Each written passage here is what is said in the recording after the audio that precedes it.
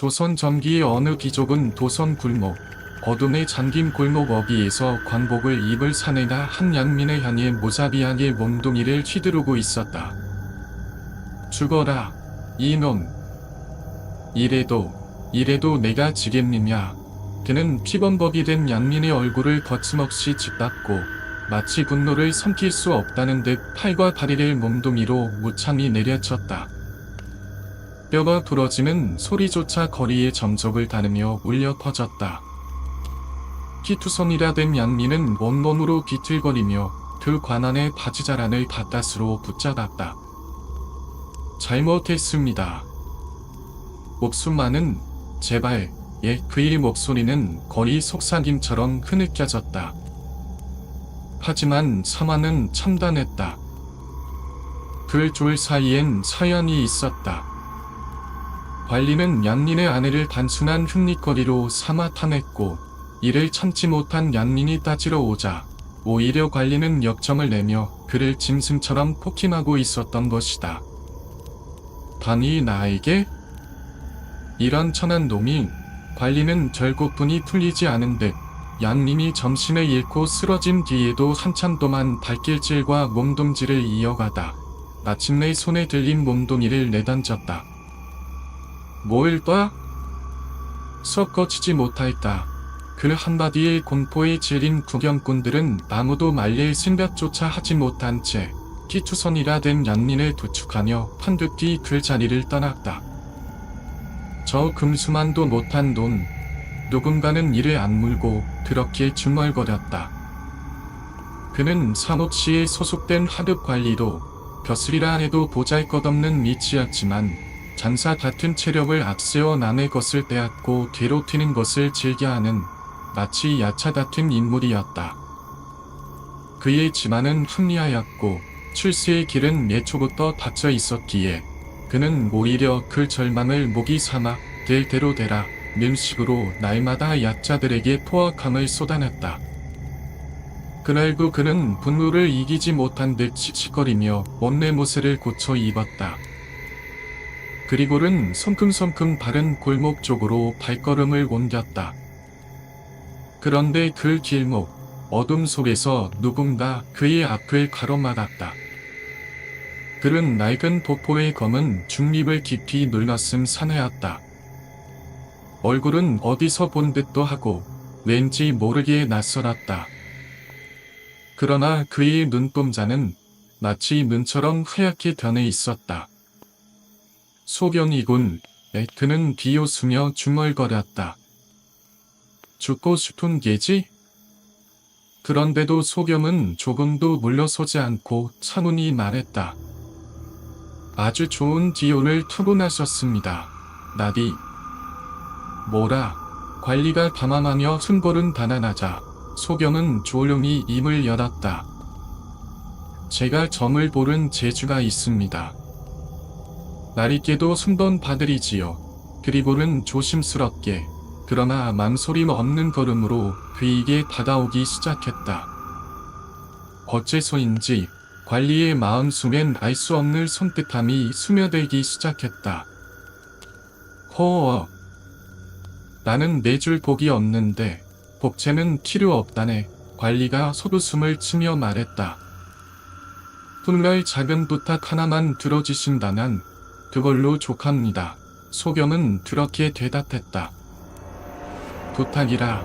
관리가 눈을 반에게 뜨자 소경은 마치 보이지 않는 눈으로 그의 영혼을 꿰뚫는 듯 바라보다가 전통을 조용히 흔들었다.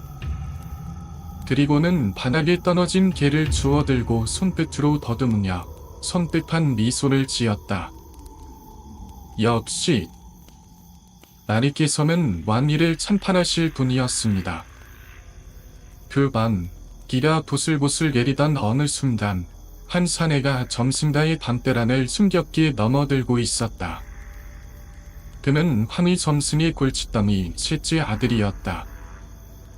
기생집에서 한바탕 놀다 들어오던 질이었고 매일 그렇듯 방탕한 삶을 살아가고 있었다. 과거 시험에선 시험관에게 모욕을 당할 정도로 무식했고 음소로 받은 벼슬조차 비리로 날려버린 지만의 수치였다. 그의 관심은 오직 술과 기생뿐. 그럼 그가 도둑처럼 밤을 넘고 제 맘으로 향하던 중 뜻밖에도 사람 마루에 누군가 앉아 있었다. 낡은 도포에 흙잎을 쓴 사내. 처음 보는 얼굴이었다. 누구냐? 한이의 아들이 걸음을 멈추고 외쳤다. 사내는 천천히 고개를 들었고 그 얼굴 한가운데 온폭 트인 하얀 눈이 보였다. 소경이군. 염산이 아버지를 찾아온 것이냐? 한이의 아들은 조소를 담아 물었다. 그런데 그 사내는 점슨 큰 인물의 지문이 느껴지는군요. 나리께서는 아주 좋은 염을 파고 나셨습니다. 훗날 반드시 염산의 자리에 오르실 겁니다. 그 이연에 환희의 아들은 말을 잃었고 소경은 성큼성큼 다가와 그의 귀에 속삭였다. 그 순간 그의 귀에 흘러든 말에 환희의 아들은 깜짝 놀라며 깃걸음질 쳤다. 이놈, 넌 누구냐? 그러자 소경은 화연 눈을 부릅뜨고 대답했다. 저는 사람반이라 합니다. 경기도 양주 어느 향조 가문엔 안티인이 첫 아이를 임신한 이후부터 먹구름이 들이오기 시작했다. 집주인은 원인 모를 병에 걸려 점차 죽어가고 있었다. 의원을 불러도 귀한 약을 써도 무당을 데려와도 아무 소용이 없었다. 결국 그는 아들이 태어나기 전 세상을 떠났고 그를 살리려 퍼부은 막대한 비용 탓에 기울고 말았다. 사람들은 하나둘 떠나가고 지낸 아이를 뱃속에 품은 부인 혼자 남게 되었다. 설상가상 그녀가 홀로 낳은 아들은 태어날 때부터 눈이 먼 내나였다. 겨우 1년도 지나지 않아 몸이 불편한 아이와 함께 세상에 남겨진 그 부인은 살 길이 막막해 밤마다 눈물로 객기를 적시고 났다. 기나이다. 기나이다. 그녀의 지도는 밤마다 어둠 속에서 메아리처럼 되돌아오고 있었다. 부디 이 아이가 사람답게 사람 노릇을 하며 살아날 수 있도록 도와주십시오. 그녀는 날마다 집 뒤편 버려진 섣불 앞에 무릎을 꿇고 간절한 정성으로 기도를 올렸다. 부처님, 저 아이라 세상 속에서 버림받지 않도록 지켜주소서. 삶은 만막했고 쌀 돌도 귀했지만 어쩌나 생김 좋은 음식이 있으면 빠짐없이 돌부처 앞에 올렸다. 어린 아들이 겨우 걸음마를 떼자 그녀는 그 잔을 손을 꼭 잡고 섣불 앞에 함께 서서 기도했다. 제 아이를 제발 부디 이 세상에서 버림받지 않게 해주십시오. 그렇게 10여 년이 흘렀다. 그 아이는 어두운 세월 속에서도 자라나 어느덧 소년이 되었고 그러던 어느 날 밤 그는 평생 잊지 못할 한 가지 꿈을 꾸었다. 그 꿈 속에서 기산의 미륵불이 호련히 눈앞에 나타났고 온몸을 감싸는 듯한 신비한 음성으로 말했다. 너는 앞으로 내 말에만 따르면 된다. 그날 이후 소년에게는 믿을 수 없는 일들이 연이어 일어나기 시작했다. 어느 순간엔가 그의 귀에 미륵불의 음성이 또렷하게 울려 퍼졌다. 언덕 끝 독립건너 길에서 너를 도와줄 이가 올 것이다. 그를 기다려라. 그 음성은 마치 마음 깊은 곳을 어루만지는 듯했고 소년은 주저없이 그 길을 따라 나섰다. 잠시 후 언덕길 위쪽에서 조심스럽게 내려오는 발소리가 들려왔다. 그가 바로 그 사람인가. 소년이 길을 기울이던 그 순간 미륵불의 음성이 다시 속삭였다. 그가 잃어버린 것은 김재산 객덕장 안에 있으리다. 곧이어 낯선 사내가 다가왔다. 혹시 무언가를 잃어버리셨습니까? 소년이 묻자 사내는 놀란 눈으로 그를 바라보았다. 어찌 알았느냐? 지금 내 매가 사라져 한참 찾고 있는 중이다. 소년은 미륵불이 일러준 대로 사내에게 매의 위치를 전해주었고 사내는 반신반의하면서도 김재산 댁으로 향했다. 그런데 놀랍게도 정말로 금매는 벽장 안에서 키워지고 있었던 것이다. 그 사내는 기겁하며 김재산에게 자초지종을 설명했고 이에 김재산은 급히 소년을 불러들였다. 들으니 자네가 점술의 재주를 가지고 있다 하더군. 내 아들이 중병에 걸려 기호를 차리지 못하고 있는데 곧 고칠 방도는 없겠는가? 그 질문이 끝나기도 전에 소년의 귀에는 또다시 미륵불의 목소리가 들려왔다. 내가 이루어주는 약초를 먹이면 보름 안에 아들은 깨끗이 나을 것이다. 소년은 그 말을 고스란히 전했고 김재산은 급히 약초를 구리의 아들에게 먹였다. 그러자 과연 아들은 보름도 채 지나지 않아 거짓말처럼 덤이 시승된 나았다. 크리에 강복한 김재산은 소년의 집으로 거금 1000냥을 보냈다. 서울 돈은 큰 돈이었다. 손끝으로 느껴지는 그 묵직한 무게는 소년의 가슴을 벅차게 했다. 이제 어머니와 함께 굶주림은 걱정하지 않아도 되겠구나. 예, 하지만 바로 그때 그의 귀에 다시금 미륵불의 음성이 흘러들었다. 그 돈에 손끝 하나도 대지 마라. 그것을 가지고 한당 서소문 밖에 있는 제니에게 가다. 그에게 점술과 귀신을 쫓는 법을 배워다. 소년은 마음이 흔들렸다. 눈에 보이는 만져지면 될 큰 돈을 그냥 넘긴다는 것이 너무나 아쉬웠다. 그러나 지금까지의 지휘한 모든 일은 미륵불의 음성을 따라 이루어진 것이었기에 결국 그는 욕심을 누르고 서소문 밖으로 향했다. 그곳은 정말로 선 밖에 숨어 사는 점쟁이가 있었다. 소년은 거분의 재물을 건네고 온 마음을 다해 점술과 귀신을 쫓는 기술을 배우기 시작했다. 그리고 불과 2년 만에 미륵불의 도우신 덕인지 그는 이미 스승을 능가하는 경지에 이르렀고 스스로 세상으로 나갈 준비를 마쳤다. 세상으로 나서던 그날 그의 귀에는 마지막으로 미륵불의 음성이 울려 퍼졌다. 너희 어머니의 간절한 점성에 반복하여 내가 너에게 재주를 내렸노라. 비록 눈은 보이지 않으나 너는 또 다른 빛을 보게 될 것이다. 너는 천수를 누려 여든의 나이에 가만히 눈을 감게 될 것이다. 이제 마지막이다. 그 재주를 좋은 곳에 쓰도록 하라. 단 절대 스스로의 운명은 점치지 마라. 그 말의 끝으로 미륵불의 목소리는 더는 들려오지 않았다. 소년은 다짐했다. 이 소중한 재주는 내 것이 아니다. 나의 재주는 세상을 위한다. 그는 미륵불의 가르침대로 살아갔다. 절대 자신의 운명은 점치지 않았고 자신의 능력을 오직 어려운 이들을 위해서만 썼다. 필요한 만큼의 재물만 취하고 나머지는 가난한 자들에게 아낌없이 나누어 주었다. 이윽고 그의 명성은 널리 퍼졌고 사람들은 그를 팔도 지일의 점쟁이라 불렀다. 그의 이름은 바로 혼기관이었다. 그의 진에는 덤을 앓는 자들, 귀신에 시달리는 자들이 구름처럼 몰려들었고 어느 날엔 한 아이가 깊은 병에 걸렸다는 소식을 듣고 보성 동쪽 산자라 허름한 초가짐을 찾아가게 되었다. 아이를 본 그는 곧 알아챘다. 이건 단순한 병이 아닙니다. 아이의 길은 오래된 원기가 씌어 있었던 것이다. 이전에 누군가의 원한에 살만한 일에 한 적이 있습니까? 그라 물었지만 아이의 부모는 고개를 저었다. 전혀 그런 적이 없습니다. 그러나 그는 직단했다. 지름은 원인을 묻기보다 아이를 살리는 게 우선이다. 곧장 방 안으로 들어간 그는 방문과 창문 틈새를 하나도 남김없이 종이로 막아달라 부탁했다. 아니 조금이라도 보이면 안 됩니다.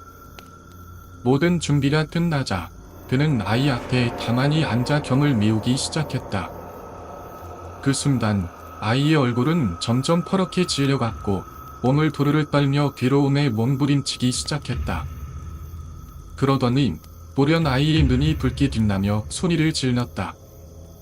원을 풀기 전까진 나는 저승으로 갈 수 없다.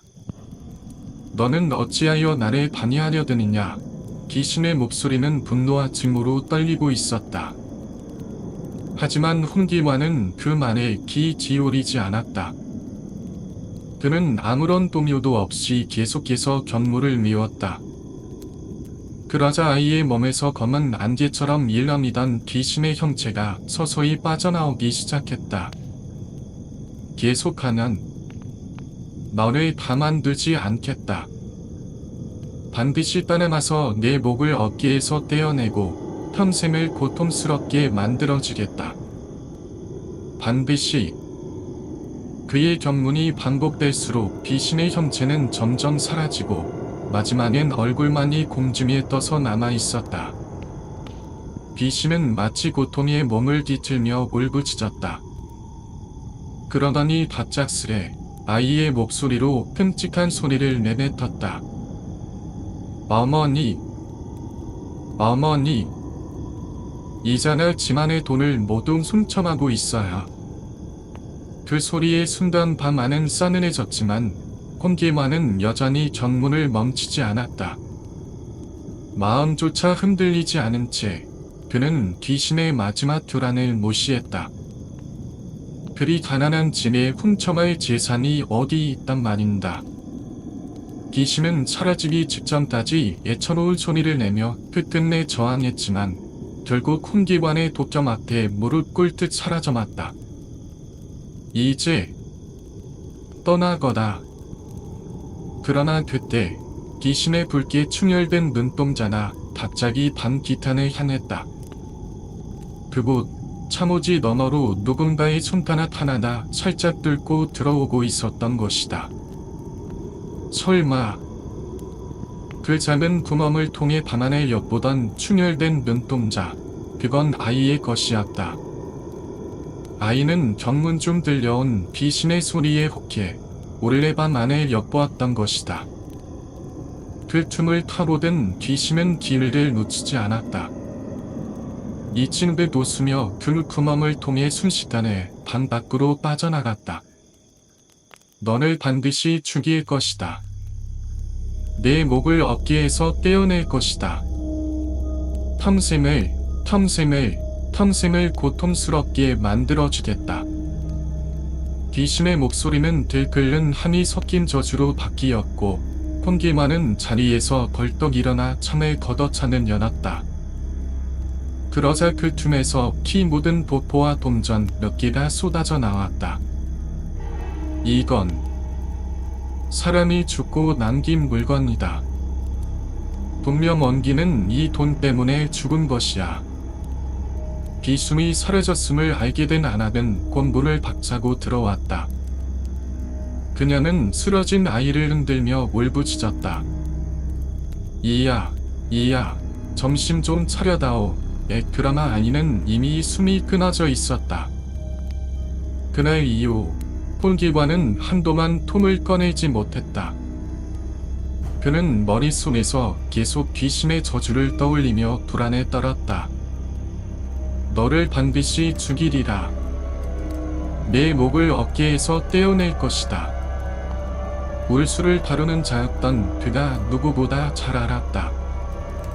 운명이란 타고나는 것만이 아니라 살아가며 쌓아가는 인연과 선택으로 변하기도 한다는 것에 그는 평생 미륵불의 가르침을 지키며 악오를 멀리하려 애써왔다.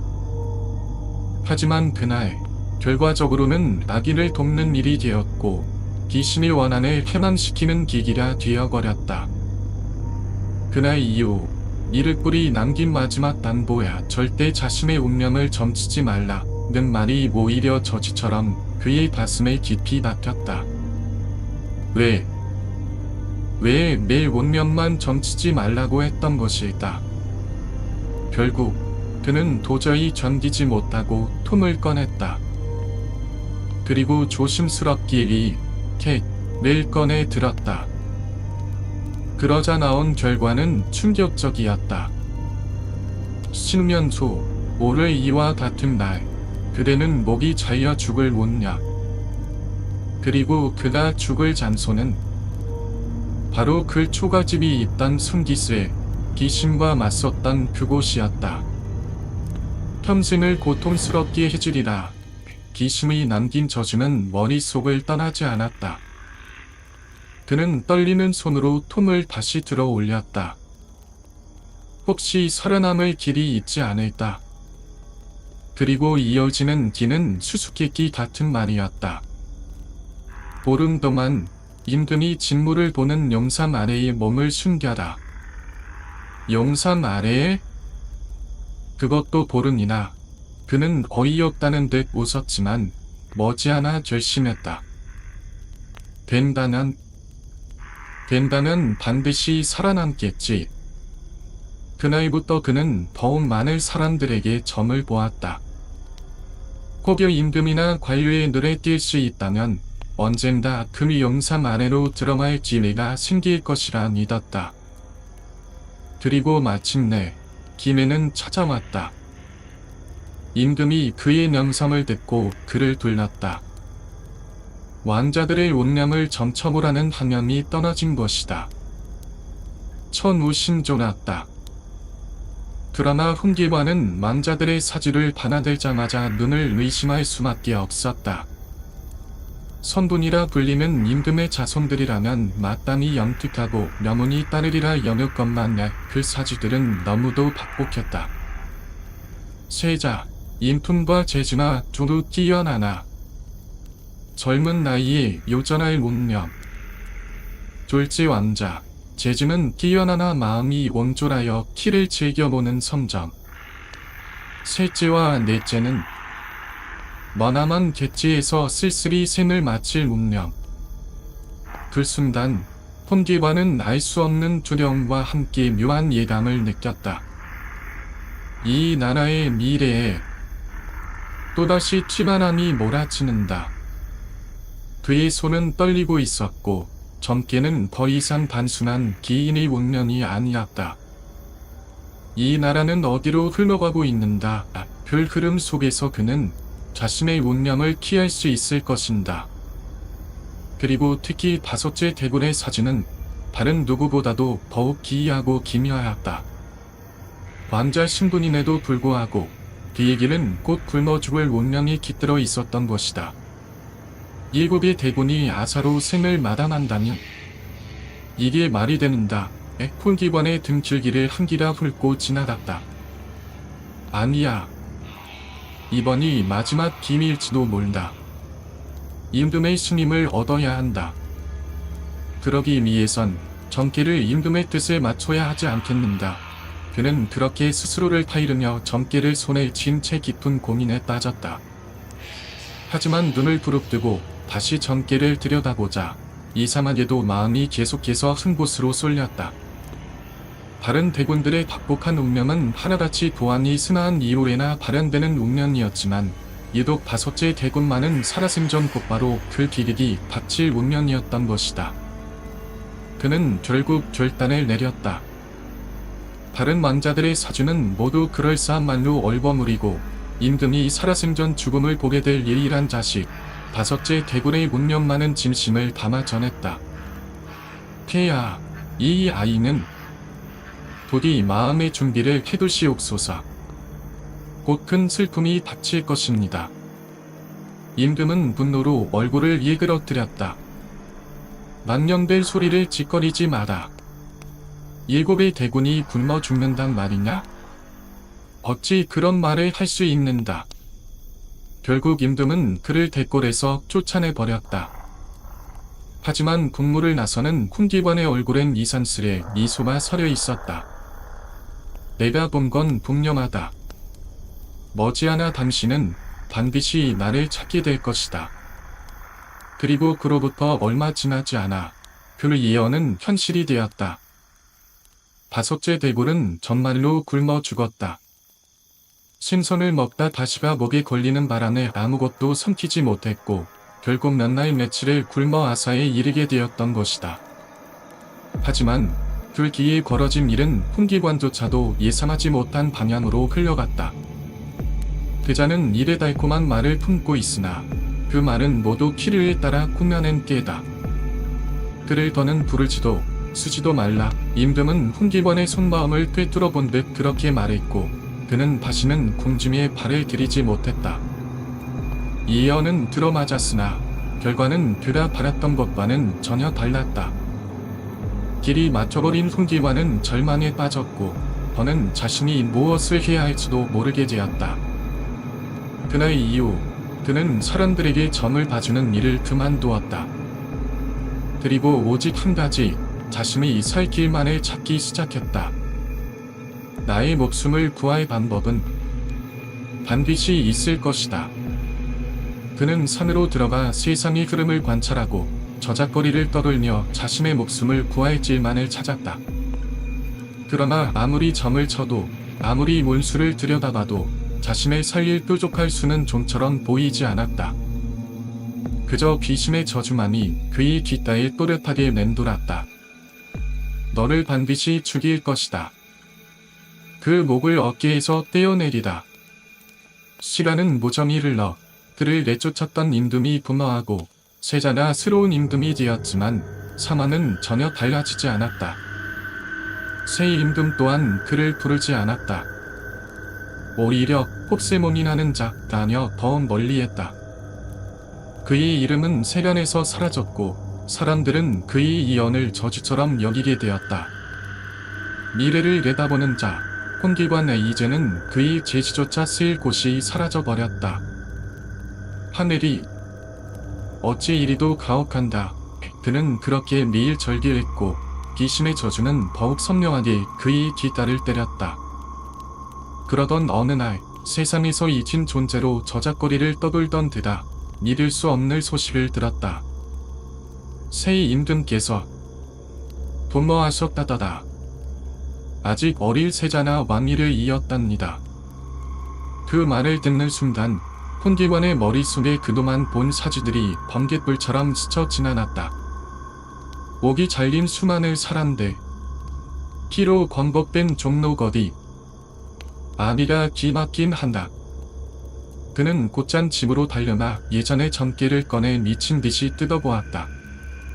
어려서 아사엘 운명의 5째 대군, 박명할 세자, 객지에서 기차말의 신을 마칠 셋째와 넷째 대군. 모두 내가 본 대로다. 나는 틀리지 않았다. 그리고 그는 마침내 깨달았다. 자신의 참혹한 치욕을 되돌릴 수 있는 단 하나의 방법에 하늘이 뒤집어지는 문을 거슬러야 한다. 그 이후 콘기관은 그를 흉한 운수를 지닌 자들을 찾아다니기 시작했다. 사람을 죽이는 것을 서슴지 않는 자들, 피를 즐기는 자들, 악명을 타고난 자들을 찾아내 그들에게 지혜를 주기 시작했다. 아무 날, 아무 시, 한강 나루에 가는 둘째 대군이 갯놀이를 하고 있을 것이요. 자네들이 그를 덮치면 보아십시오. 그러면 훗날 당신은 영상의 자리에 오를 수 있습니다.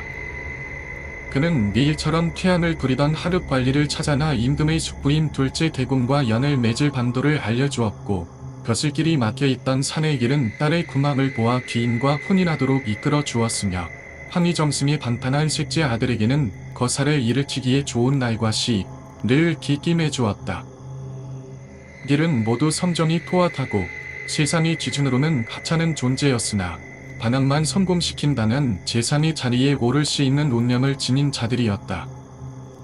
그날을 잊지 마십시오. 말을 마친 훈기관은 조용히 길을 돌아 자리를 떴다.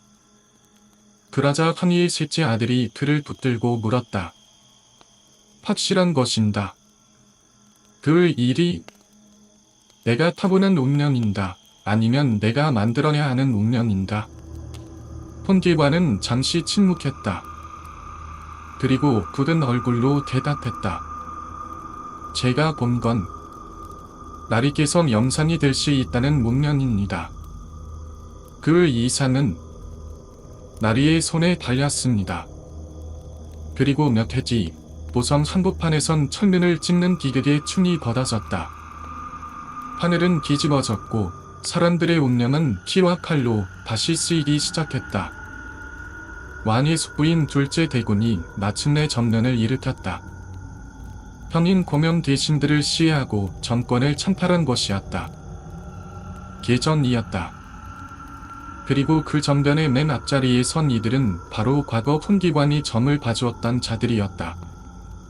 양민을 모자리 안에 포킹했던 하급관리 홍윤선, 허름한 한련 출신의 선비랑, 술에 절어 살던 산인의 막내 아들, 그리고 판이정승의 단단한 셋째 아들 황수신 따지.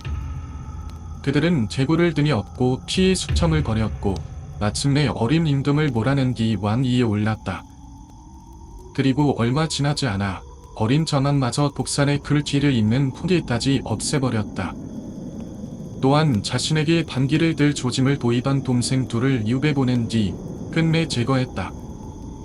이 모든 일은 과거 훈기관이 점괘 속에서 본 그 장면 그대로였다. 하늘이 뒤집어진 것이었다. 그렇게 대궐을 피로 물들였던 그날 이후 훈기관이 점을 봐주었던 이들은 모두 공신이 되어 출세 가도를 걷게 되었다. 때가 되자 그는 그들을 하나씩 찾아갔다. 이제 제 부탁을 들어주실 때가 되었습니다.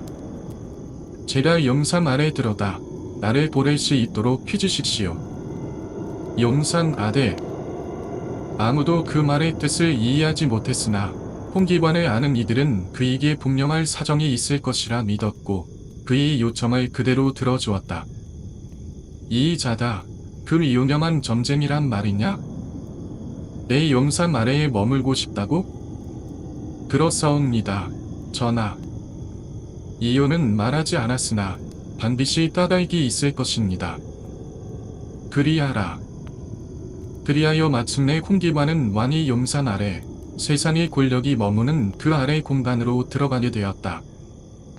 그곳에서 그는 12날의 버티기로 되어 있었다. 오랜 세월 그를 따라다니던 고통과 저주의 나날도 이제 곧 끝이 날 터였다. 시임금은 이미 궁중의 공신들로부터 훈기관의 내력을 이치 들었고 그의 재주에 깊은 흥미를 가졌다. 때때로 국정을 논하다 중요한 문제가 생기면 직접 그에게 묻곤 했다. 중요한 기록 하나가 사라졌다는구나. 혹시 어디 있는지 아닌가? 전하, 그것은 암흑의 대신이 자신의 역심을 숨기기 위해 몰래 숨긴 것입니다. 동의 서쪽에 있는 안문 뒤 흑색 상자 안에 그것이 있습니다. 그의 말은 늘 정확했다. 임금은 훈기관의 재주에 깊이 만족했고 대궐엔 튀비린내가 채 다시기도 전에 새로운 권력이 단단히 자리를 잡았다. 기특하다. 그대는 참으로 하늘의 눈을 다졌도다. 과천이십니다. 전하. 저는 그저 보이는 대로 말씀드렸을 뿐입니다. 시간이 흘러 마침내 마지막 열이틀째 날. 그날도 훈기관은 조용히 용산 안에 머물렀고 임금은 왕위를 더 단단히 하기 위해 반역의 조짐이 있는 무리들을 또다시 척결했다. 만족한 임금은 코타나게 웃으며 묻었다. 이제 더 이상 곰 안에 불길한 기운은 없겠느냐? 전하, 이제 더 이상 전한을 근심케 할 중한 일은 보이지 않사옵니다. 모든 것을 하신 대로 하셨으니 이제는 권세를 누리실 일만 남았습니다. 그는 모든 것이 끝났음을 믿었다. 수년을 따라다니던 원기의 조지도 더는 들리지 않았고 천하의 군왕조차 자신을 믿고 의지하니 이 지긋지긋한 운명도 이제는 벗어난 듯했다. 그런데 거짓을 구하는구나. 갑작스러운 임금의 목소리에 훈기관은 깜짝 놀라 눈을 크게 떴다. 그대의 눈은 그토록 많은 추문을 보아왔는데 이제 와서 아무것도 보이지 않는다 하느냐? 갑자기 눈이 멀기라도 했단 말이냐? 전하.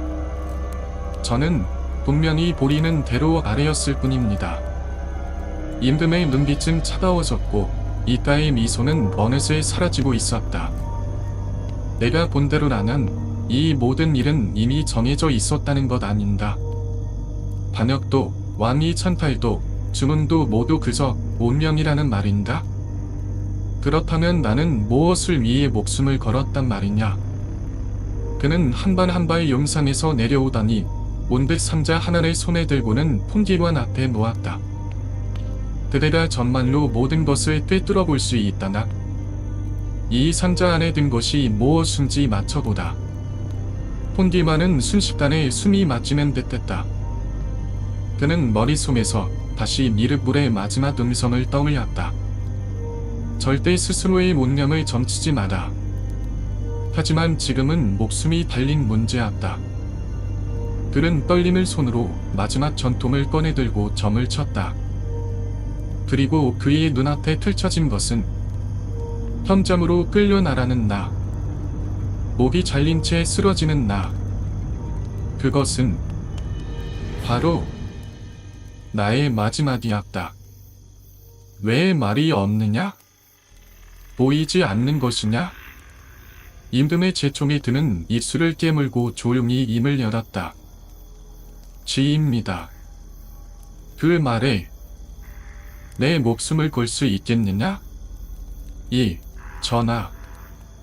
저는 동명이 보았습니다. 좋다. 그럼 물어보나. 그 아래 쥐가 몇 마리 들었느냐? 3마리옵니다. 임금이 냉소를 띤 채 손을 내저었다. 이놈을 끌어내라. 상자의 뚜껑이 열리는 순간 쥐 1마리가 튀어나왔다. 임금은 서늘한 미소를 지으며 크게 미쳤다. 여봐다. 폭스몸이 난 이 단악한 자를 끌어내. 그 어깨에서 목을 떼어내다. 전하. 저는 동명이. 하지만 그의 말씀은 궁궐의 두꺼운 벽에 부딪힌 채 퍼금이 흩어져 사라지고 말았다. 이럴 수는 없습니다. 이럴 수는. 콤기만은 현점으로 끌려가며 퍼금을 향해 중얼거렸다. 피할 수 없는 혈신 앞에서 그는 그제야 죽음이 실제로 다가왔음을 실감했다. 텀틀 앞에 무릎 꿇고 앉혀진 그는 고개를 들어 만난 이를 바라보았다. 이곳이 어디요? 하면 동쪽 산 아래지. 영증이라더니 결국은 죽음 앞에서 아무 소용없구만. 만난 이는 비웃듯 껄껄 웃었고 이내 그의 목 앞에서 살벌하게 탄란을 휘두르기 시작했다. 그때였다. 콤디관의 머릿속에 낯선 광경 하나가 불쑥 떠올랐다. 누군가 자신을 살리기 위해 궁에서 전령을 보내고 관리가 혐을 멈추라는 깃발을 들고 전력으로 뛰어오는 장면이었다. 그것은 분명 아직 오지 않은 미래였다. 이보시오. 잠깐 한심한 혐을 늦춰주시오. 그는 만난 이에게 반응이 맺혔다. 왜 그러냐? 지옥문이 아직 열리지 않기라도 했단 말이냐? 곧 봄에서 혐을 중지하라는 신호가 올 것이오. 단 한심한 시간을 벌어주신다면 내가 당신의 운명을 받으리리다. 허어, 재미있는 말을 하는군. 내 이참에 사람 하나 살려 은덕을 베풀어 보지. 죽어서라도 상을 받을 수 있을지 누가 알겠나. 어디 한번 점쳐보시오. 폰디와는 떨리는 손으로 전통을 꺼내 흔들었다. 만난 이의 인생이 그의 눈앞에 펼쳐졌다. 그 삶은 그저 칼을 휘두르며 살아나나 무명으로 죽는 길이었다. 그러나 눈을 더 부릅뜨자 그보다 더 먼 장면이 보였다. 선생께서는 문을 베푼 은혜로 다음 생에는 나라를 호령하는 장군이 되실 것이오. 그리고 받을 때에 이르러선 연청하여 고귀한 인연을 맺게 되리다. 아들을 잘 키우시길. 만난 이는 그 말이 마음에 들었는지 칼을 거두고 칼춤을 추며 기다리기 시작했다. 글씨가 붐에서는 곰심들이 임금을 잡고 있었다. 전하, 그 자를 전말로 죽이시렵니까?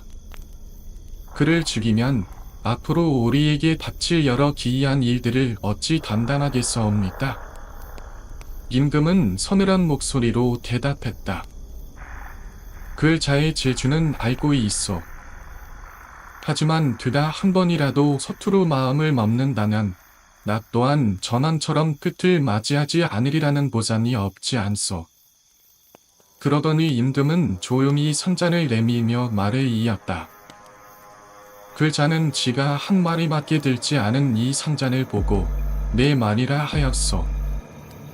과연 무엇을 의도한 것이었을까?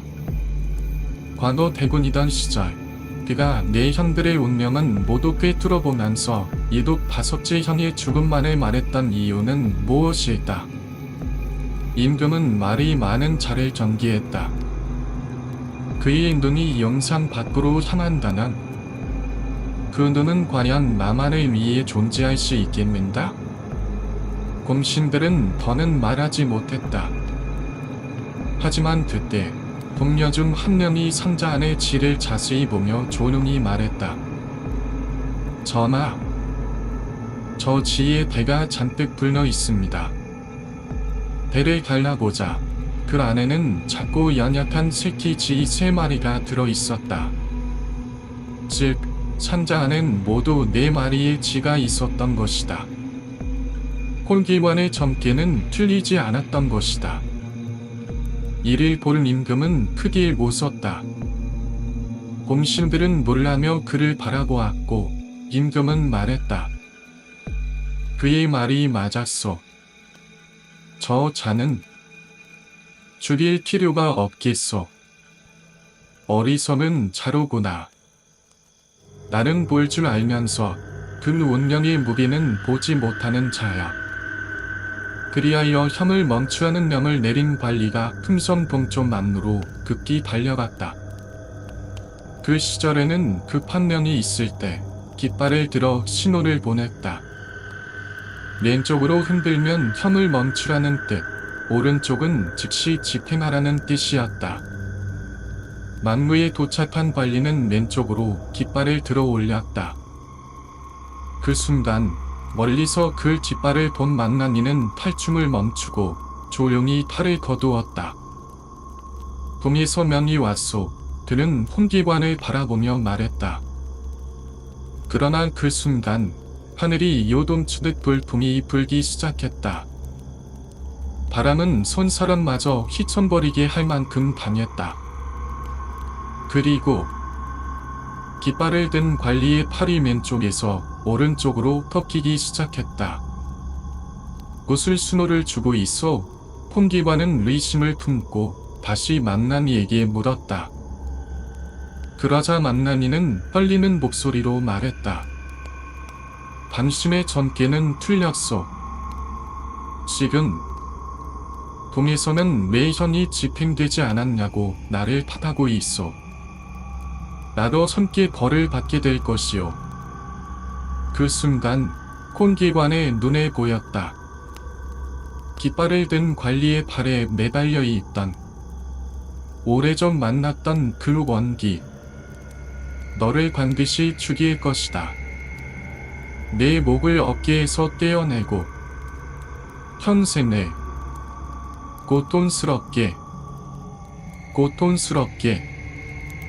고통스럽게 귀순의 저주는 이제 더욱 또렷하고 생생하게 그의 귀에 맴돌았다.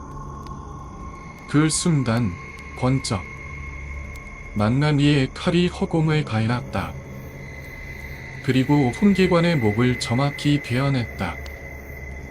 그와 함께 귀신의 목소리도 저지도 모두 사라졌다. 마지막으로 그의 귓가에 들려온 것은 한때 그에게 죄주를 내려주었던 미륵불의 목소리였다.